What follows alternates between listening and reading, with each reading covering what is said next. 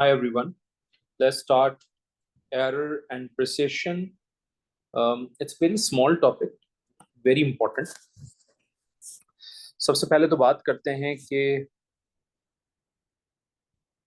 Error किसे कहते हैं.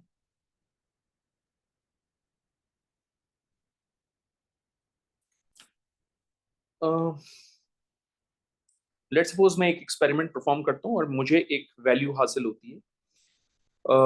और एक वैल्यू जो है वो एक्चुअल वैल्यू होती है जो कि हमें बाकायदा प्रोवाइड की जाती है. अगर वो दोनों वैल्यूज डिफर करती हैं तो उस उनकी जो डिफरेंस है उसको हम एरर का नाम दे देते हैं. On the basis of that मैं ये कह सकता हूँ difference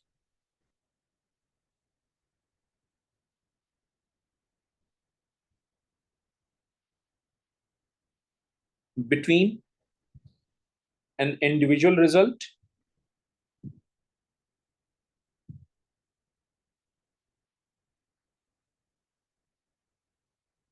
and the actual value.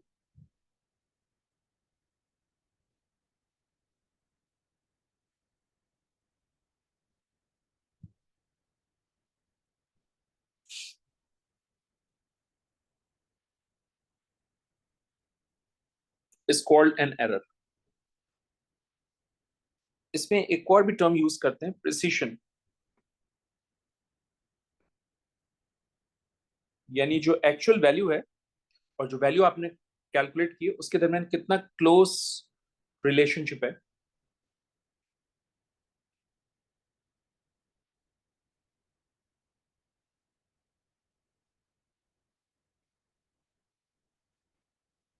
On the basis of that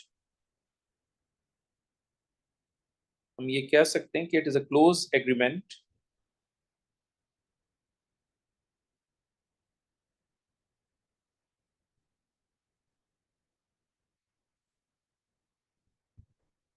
between individual result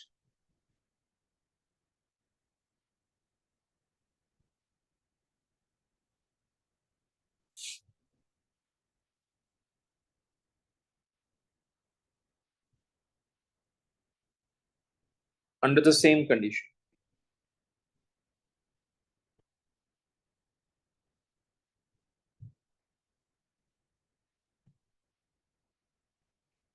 सो अगर मुझे अंडर द सेम कंडीशन एक एक्चुअल वैल्यू प्रोवाइड की गई है और अंडर द सेम कंडीशन मैंने एक एक्सपेरिमेंट परफॉर्म करके वही वैल्यू एग्जैक्टली कैलकुलेट कर ली है, तो इसका मतलब मेरे एक्सपेरिमेंट में प्रिसिशन का कॉन्सेप्ट अवेलेबल है, प्रिसिशन है मेरा एक्सपेरिमेंट. एक और भी है टर्म जो कि बहुत ज्यादा यूज होती है पेपर 5 में, उसको कहते हैं रिलायबिलिटी. अब सर आपसे क्वेश्चन करता है कि इज दिस एक्सपेरिमेंट रिलायबल और नॉट, एक्सप्लेन करो कैसे होगा क्या नहीं. सो रिलायबिलिटी डिपेंड करती है अनसर्टेनिटी पे.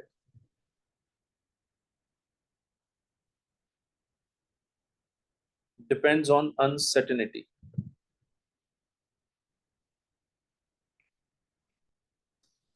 सो जितनी ज्यादा अनसर्टेनिटी होगी रिलायबिलिटी उतनी ही कम होगी.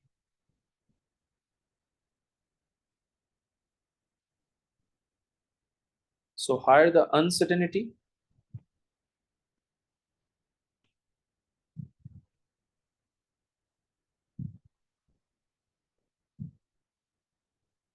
lower the reliability.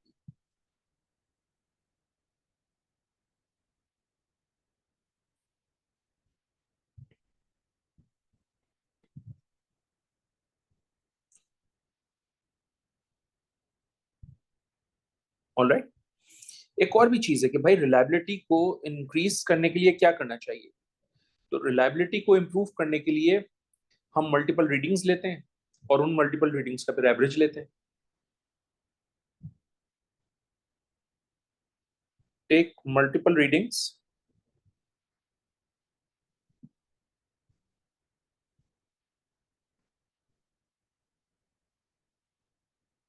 and then take an average.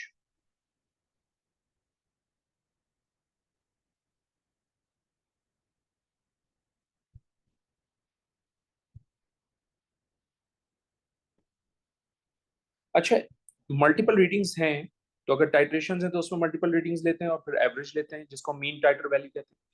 अगर मैं हीटिंग और रीवेइंग कर रहा हूं तो हीटिंग एंड रीवेइंग करता रहूंगा till a constant mass is observe, वो भी रिलायबिलिटी को रिफ्लेक्ट करता है। ठीक है, ये याद रखिएगा। अब हम जो एक्सपेरिमेंट्स परफॉर्म करते हैं उन एक्सपेरिमेंट्स के अंदर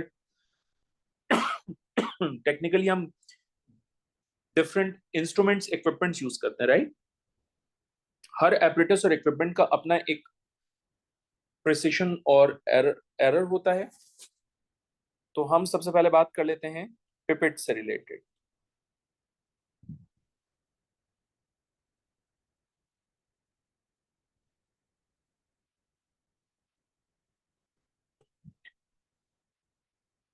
सबसे पहली बात, इस पे कोई ग्रेजुएशन मार्क नहीं होता।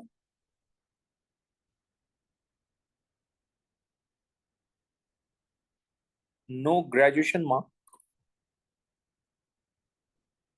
दैट मीन्स कि मैं 21.7 सीएम क्यूब मेजर नहीं कर सकता पिपेट से। ठीक है, only one graduation mark is available.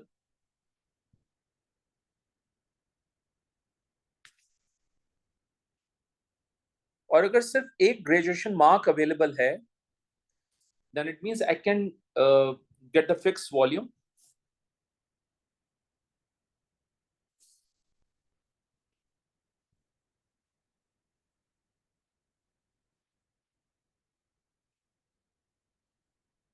We can measure the fixed volume.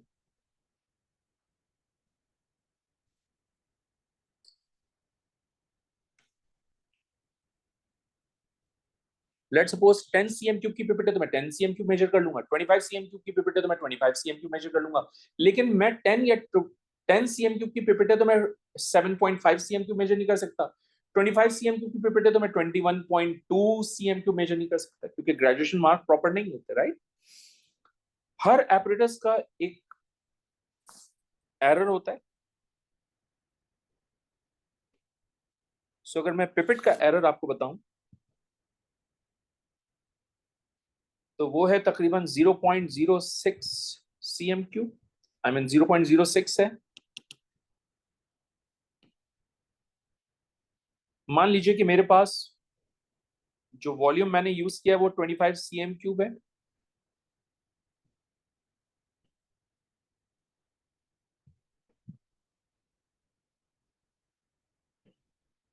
Alright, तो अगर मुझे, और यहां पर एक और भी बात है बहुत इंपॉर्टेंट, बहुत ही इंपॉर्टेंट, कि जब भी आप यूज करते हैं पिपेट को तो आप हमेशा one time reading note down करते हैं, क्योंकि फिक्स्ड वॉल्यूम है ना, तो मैं सिर्फ एक मरतबा रीडिंग लूंगा, आइदर 25 और either 10।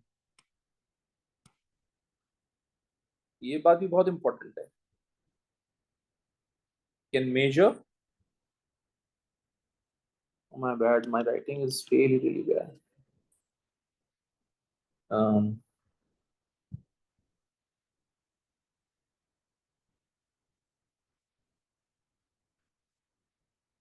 can measure the volume only one time, and that's very important. So अगर कोई मुझसे कहेगा कि भाई 25 सीएम को मेजर करो तो मैं एक मरतबा मेजर करूंगा, मल्टीपल टाइम्स मेजर नहीं करना पड़ेगा मुझे। ठीक है, सो याद रखिएगा यहाँ पर मल्टीपल रीडिंग्स नहीं ली जाती। सो अगर on the basis of that मुझे परसेंटेज एरर मालूम करना हो पिपेट का, तो error in single reading is 0.06। जो वॉल्यूम मेरे पास मेजर करने के लिए कहा गया था वो 25 सीएम क्यू इंटू 100, तो मेरे पास आंसर आ जाएगा 0.24%। से जब हम रीडिंग लेते हैं कोई भी एक पिपेट से तो इतना परसेंटेज एरर अवेलेबल होता है। By the way, percentage error को कैलकुलेट करने का एक फॉर्मूला है और मुझे लगता है कि वो फॉर्मूला सारे बच्चों को आना चाहिए। और वो फॉर्मूला कुछ हम इस तरह से दे सकते हैं, hold on.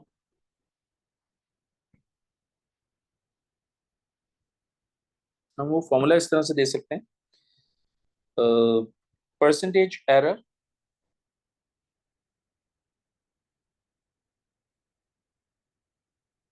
Equals two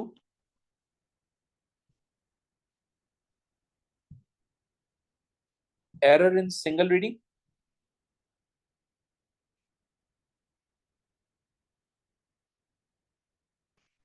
divided by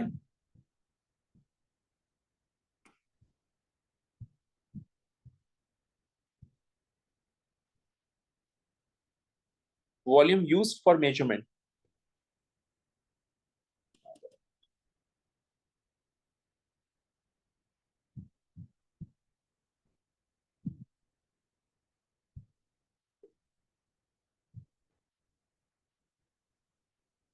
volume used for measurement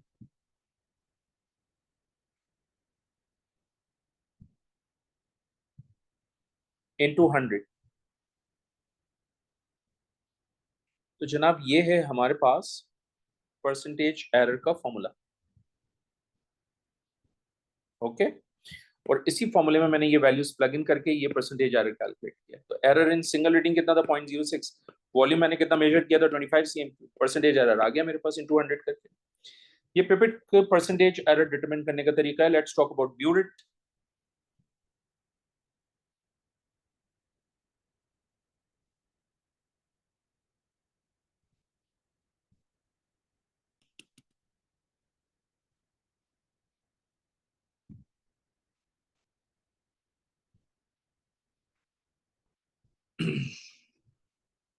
burette maximum range 50 cm³ की होती है। प्रॉपर ग्रेजुएशन मार्क अवेलेबल होते हैं।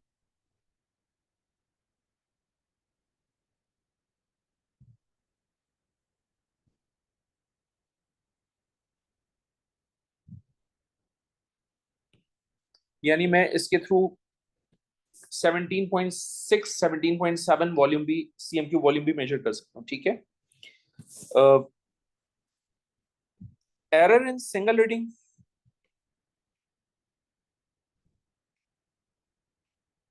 0.05 CM³ होता है।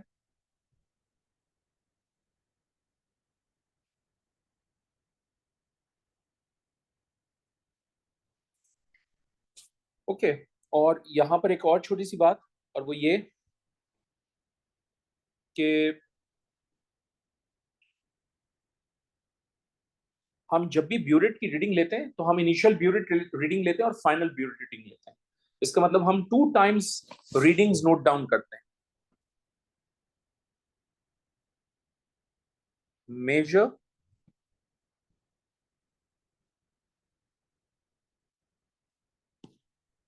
Initial and final burette reading.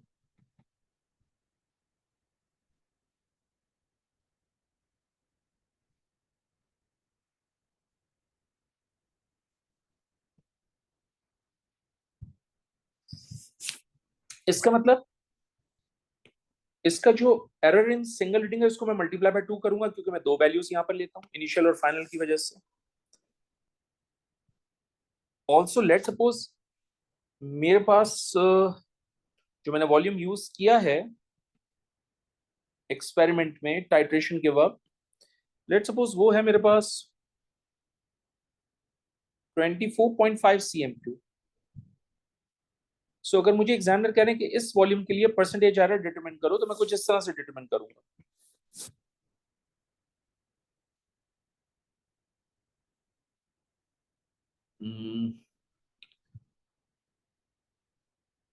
बल्कि मैं यहाँ पर वॉल्यूम यूज 2 कर लेता हूँ। होल्ड ऑन, मैं थोड़ा सा और बेहतर कर लेता हूँ इसको आप लोगों के लिए। लेट सपोज मुझे परसेंटेज एरर कहा जा रहा है कैलकुलेट करने के लिए, अगर मैं एरर इन सिंगल रीडिंग ले रहा हूँ 0.05 CM³, और क्योंकि मैं इनिशियल और फाइनल भी रीडिंग लेता हूँ तो मैं टाइम्स 2 करूंगा, divided by volume used which is 24.5 CM³ into 100। So let me get the value, that is 0.40%. Let's suppose मैंने एक और एक्सपेरिमेंट किया और अब मैं उससे परसेंटेज एरर ड्रॉ कर रहा हूं।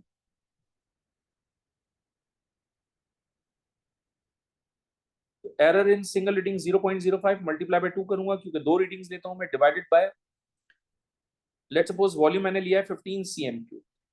15 cm क्यूब के लिए पहले पहले मैंने किसके लिए वर्किंग की थी? 24.5 cm क्यूब के लिए वर्किंग की थी। अब मैं किसके लिए वर्किंग कर रहा हूं? 15 cm क्यूब।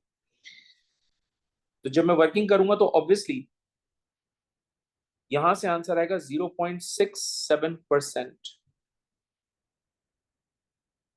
सब नोट कर रहे हैं? नोट करने की बात यह है कि जब ये वॉल्यूम इंक्रीज होता है तो इन दोनों के दरमियान रिलेशनशिप इनवर्स है, राइट? तो जब ये वॉल्यूम इंक्रीज होता है तो ये डिक्रीज हो जाता है। ये वॉल्यूम कम होगा तो ये परसेंटेज एरर इंक्रीज हो जाएगा। इसका मतलब इन दोनों के दरमियान रिलेशनशिप इनवर्स है। सो इस बात को हम थोड़ा सा इस तरह से कंक्लूड कर लेते हैं कि हम इसको यहां लिखते हैं, इसको हम यहां लिखते हैं और हम कंक्लूड कुछ इस तरह से करते हैं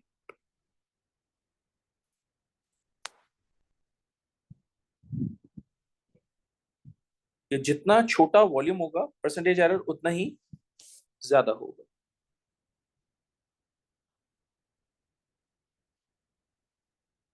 Smaller the volume,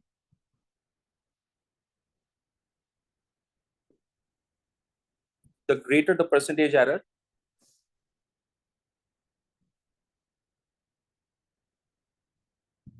और जितना ज्यादा परसेंटेज एरर होगा रिलायबिलिटी उतनी ही ज्यादा कम होगी, यानी अनसर्टेनिटी बढ़ गई।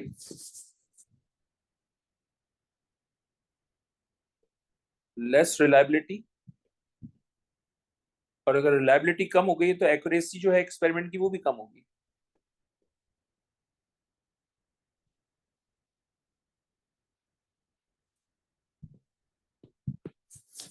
ओके, ये वैल्यूज नॉर्मली आपको पेपर के अंदर गिवन होती हैं, एग्जामिनर बता देते हैं कि आपको किस वॉल्यूम के लिए परसेंटेज एरर कैलकुलेट करना है। लेकिन ये इंपॉर्टेंट है, ये भी इंपॉर्टेंट है दोनों पॉइंट्स, और ये भी पता होना चाहिए कि इन दोनों के दरमियान इनवर्स रिलेशनशिप होता है।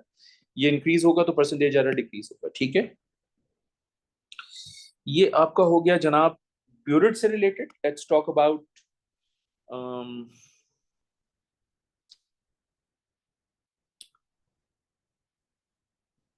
let's talk about volumetric flask।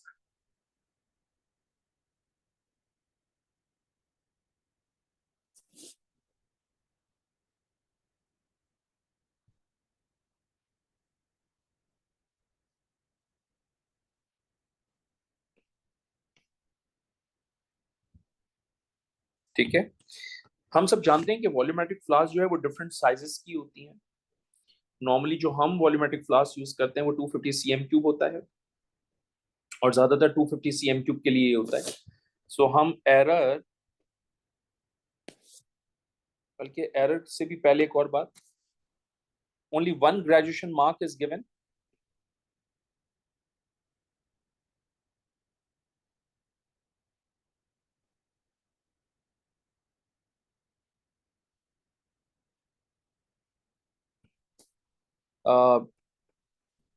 Solutions को डाइल्यूट करने के लिए इस्तेमाल होता है।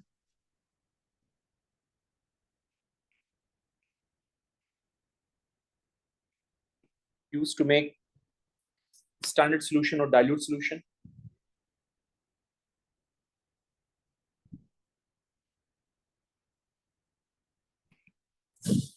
और दूसरी बात ये कि error in single reading is basically 0.2 centimetre cube. ये एरर आपको याद होना चाहिए, एग्जामिनर प्रोवाइड नहीं करेंगे आपको, ठीक है। मान लीजिए कि मैंने 250 cm क्यूब वॉल्यूम यूज किया है,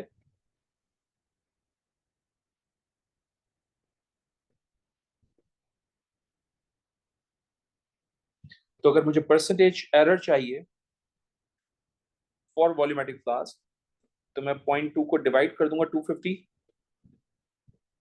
into 100, and obviously it's going to be 0.08%। ठीक है। एक और बात, वॉल्यूमेट्रिक फ्लास्क में क्योंकि सिर्फ एक ही ग्रेजुएशन मार्क होता है, विच इज वाई मैं सिर्फ एक मरतबा मेजरमेंट करूंगा, क्योंकि मैं एक मरतबा मेजरमेंट करूंगा इसलिए मैं इस एरर इन सिंगल रीडिंग को मल्टीप्लाई बाय 2 नहीं करूंगा। यानी जैसे इसमें था पिपेट के अंदर, इसमें सिर्फ एक रीडिंग होती है, सिमिलरली वहां पर भी एक ही रीडिंग है, तो यही वाला फॉर्मेट यहाँ पर भी है। यहाँ इसको पेस्ट कर देते हैं। ठीक है, ये हो गया जनाब आपके पास वॉल्यूमेट्रिक फ्लास्क। फोर्थ,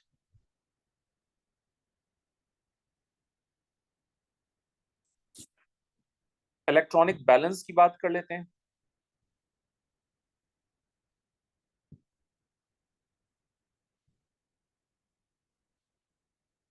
नॉर्मली हम टू डेसिमल प्लेस का इलेक्ट्रॉनिक बैलेंस यूज करते हैं, बट समटाइम्स पेपर 5 में 3 डेसिमल प्लेस का बैलेंस भी एग्जामिनर दे देता है, कुछ क्वेश्चंस के अंदर दिया हुआ है उन्होंने, तो हमें दोनों को डील करना चाहिए, हमें दोनों देखना है। सबसे पहला है 2 डेसिमल प्लेस।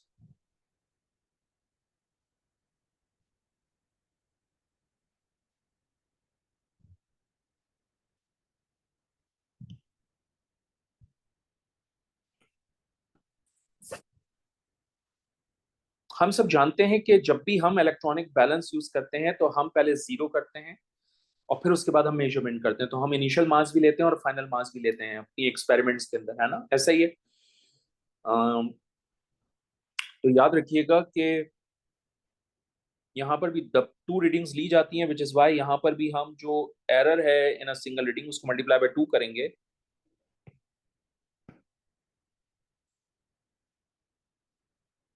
ये बात यहाँ पर लिख देते हैं, ये इंपॉर्टेंट बात है। चलें, तो सबसे पहले बात करते हैं एरर इन सिंगल रीडिंग।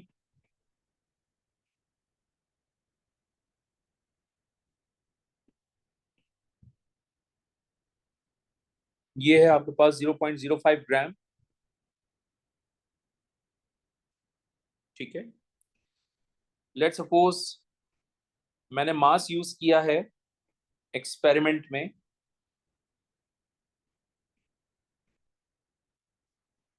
0.5 ग्राम, तो अगर मुझे परसेंटेज एरर डिटरमिन करना हो तो जो एरर इन सिंगल रीडिंग है विच इज 0.005, उसको मैं मल्टीप्लाई बाय 2 करूंगा, क्योंकि मैं 2 रीडिंग्स लेता हूं इनिशियल मास और फाइनल मास के नाम से। ठीक है, divided by the mass given 0.5 into 100, सो हमारे पास परसेंटेज एरर आ जाएगा 2%। सही है। जैसे हमने 2 डेसिमल प्लेस के लिए वर्किंग की, एग्जैक्टली हम इसी तरह से 3 डेसिमल प्लेस के लिए भी वर्किंग करते हैं।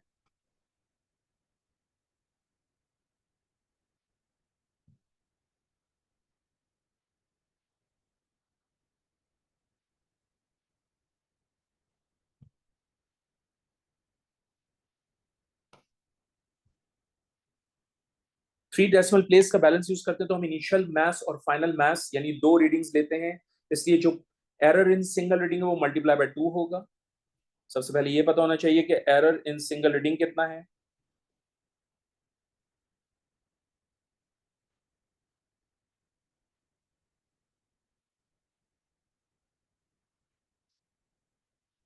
ये है हमारे पास 0.0005 ग्राम, और आप सब जानते हैं कि मैं मास यूज कर रहा हूं 0.5 ग्राम। मैं 0.5 ग्राम इसलिए ले रहा हूं ताकि आपको फेयर कंपैरिजन पता चले इन दोनों का। सो अगर मुझे परसेंटेज एरर डिटरमिन करना हो सो मैं करूंगा 0.0005 मल्टीप्लाई बाय 2, क्योंकि 2 रीडिंग्स लेते हैं हम, divided by mass used in the experiment. Let's suppose it is 0.5 into 100. So basically this is going to be 0.2%. So आप नोट कर रहे हैं, यहाँ परसेंटेज एरर कम है, यहाँ परसेंटेज एरर ज्यादा है, तो जहां पर परसेंटेज एरर कम होगा वो ज्यादा रिलायबल एक्सपेरिमेंट होगा, वहां एक्यूरेसी प्रिसिशन ज्यादा होगा। इसका मतलब 3 डेसिमल प्लेस से होने वाली तमाम कैलकुलेशन ज्यादा एक्यूरेट होती हैं as compared to the 2 decimal place balance. लेकिन यूजुअली हम 2 डेसिमल प्लेस बैलेंस की बात कर रहे होते हैं। ठीक है, ये याद रखिएगा। तो हम यहाँ लिख सकते हैं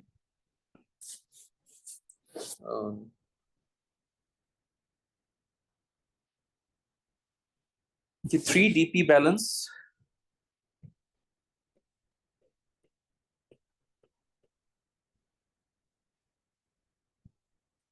is more accurate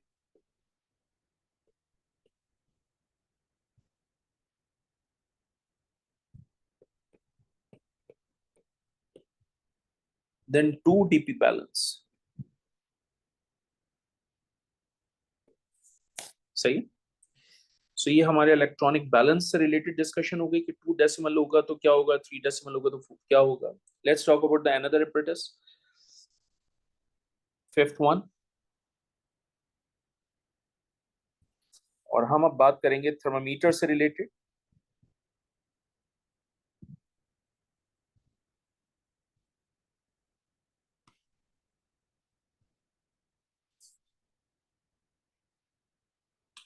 थर्मामीटर जो हम कन्वेंशनल थर्मामीटर यूज करते हैं उसमें ग्रेजुएशन मार्क होते हैं।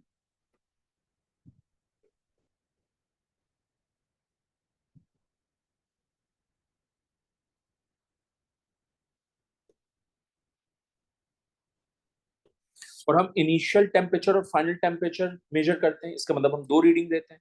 इसका मतलब ये हुआ कि जो एरर इन सिंगल रीडिंग है उसको मैं मल्टीप्लाई बाय 2 करूंगा। लेकिन सबसे पहली बात, error in single reading for thermometer कितना होगा?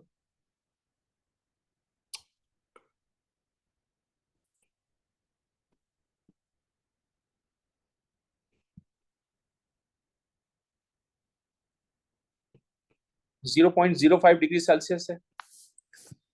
ऑलराइट, मान लीजिए कि मैं एक्सपेरिमेंट में टेम्परेचर यूज कर रहा हूं 20.1 डिग्री सेल्सियस। तो अगर मुझे परसेंटेज एरर कैलकुलेट करने के लिए कहा जाएगा इसके लिए, सो मैं यूज करूंगा 0.05 एंड ऑब्वियसली मैं मल्टीप्लाई बाय 2 करूंगा क्योंकि मैं 2 रीडिंग्स लेता हूं हमेशा, इनिशियल टेम्परेचर फाइनल टेम्परेचर के नाम से। और डिवाइड करूंगा जो टेम्परेचर एक्सपेरिमेंट में गिवन है मुझे, ये वैल्यू चेंज होगी हमेशा, इनटू 100। तो यहां से परसेंटेज एरर मेरे पास आ जाएगा 0.497%। ओके। और एक बात याद रखिएगा कि जितना ज्यादा परसेंटेज एरर कम होता है एक्सपेरिमेंट उतना ही ज्यादा एक्यूरेट होता है।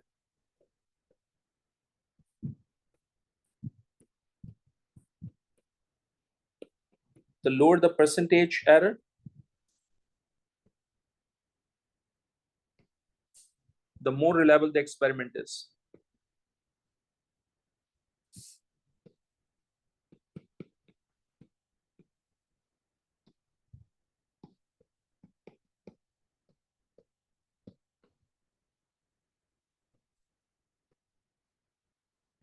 All right.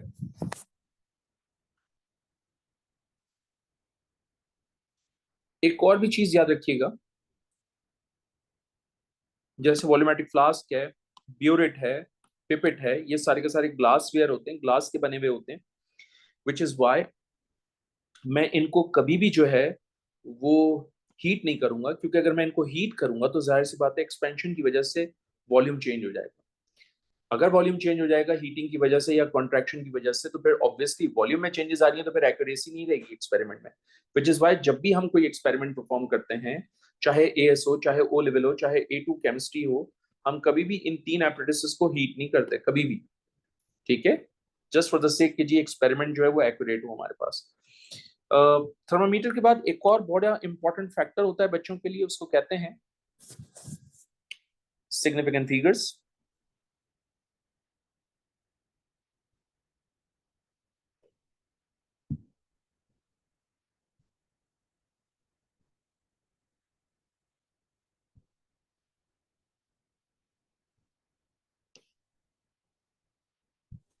अक्सर बच्चे क्वेश्चन करते हैं कितने सिग्निफिक यूज करें, क्या करें क्या नहीं करें, तो उन सारी चीजों को समझाने के लिए एक छोटी सी इंफॉर्मेशन शेयर कर लेते हैं।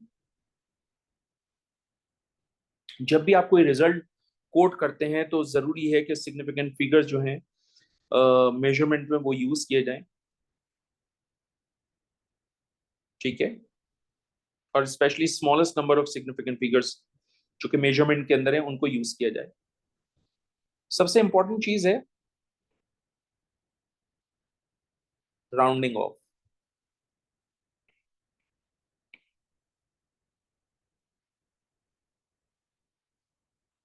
अगर लास्ट फिगर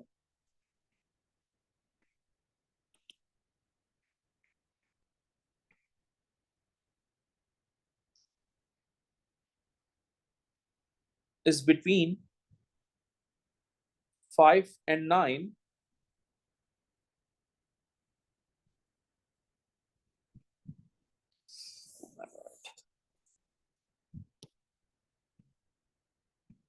इंक्लूसिव, तो हम इसको राउंड अप कर सकते हैं।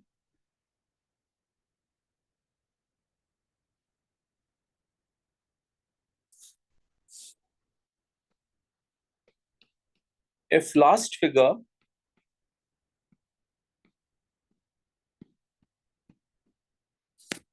is between 0 and 4 inclusive,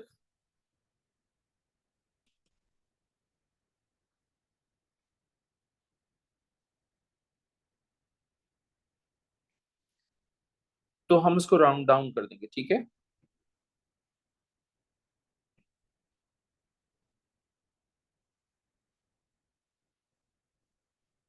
लेकिन ये सब आप कैलकुलेशन के एंड पे करेंगे,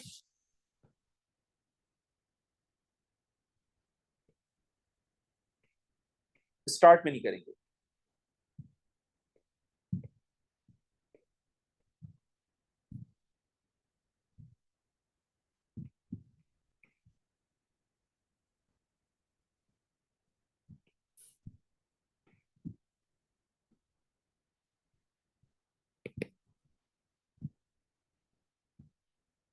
हर स्टेप के लिए नहीं किया जाएगा राउंड ऑफ। ठीक है। जैसे कुछ बच्चे होते हैं वो हर स्टेप के लिए राउंड ऑफ कर रहे होते हैं, नहीं, लास्ट का जो स्टेप होगा उसके लिए राउंड ऑफ कर लीजिए, वो ज्यादा बेहतर होगा। Should not be done after each step.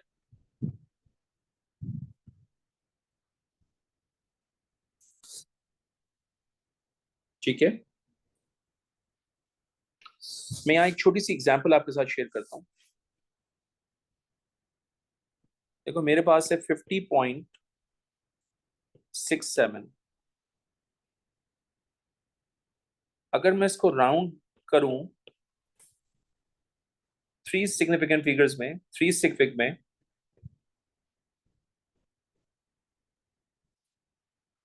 सो ये हो जाएगा 50.7। अगर मैं इसको 2 सिग में राउंड ऑफ करूं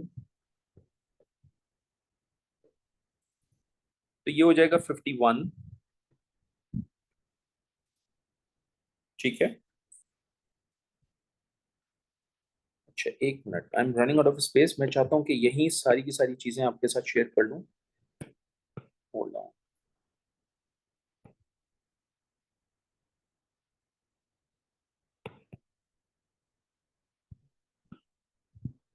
ये भाई एक और एग्जांपल देखते हैं। ये तो छोटी वैल्यू थी 50.67। लेट्स सपोज कोई लार्जर वैल्यू आ गई है मेरे पास, मिसाल के तौर पे 371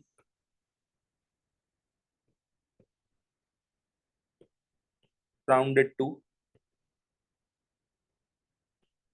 3 सिग में राउंड करूंगा तो क्या होगा?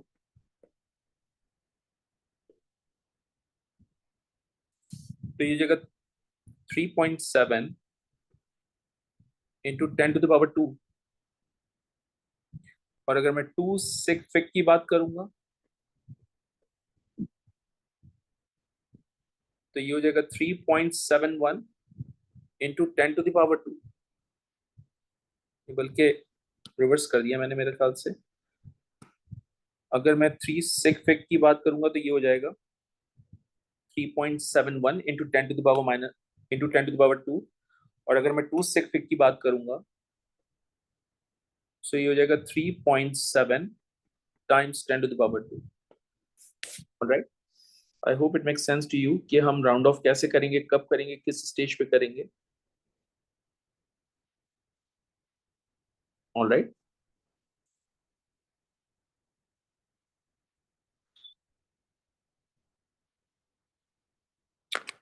Thank you very much, guys.